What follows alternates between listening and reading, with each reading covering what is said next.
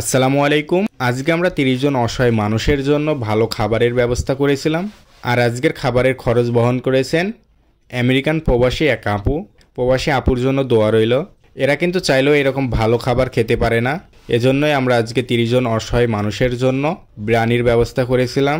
আর আমাদের এই মানবিক কাজের ভিডিওগুলো যদি আপনাদের কাছে ভালো লাগে তাহলে আমাদের এই ভিডিওগুলো একটু বেশি বেশি শেয়ার করে দিবেন, যাতে করে আমাদের এই ভিডিও দেখে অনেকেই এই মানবিক কাজ করতে উৎসাহিত হয়।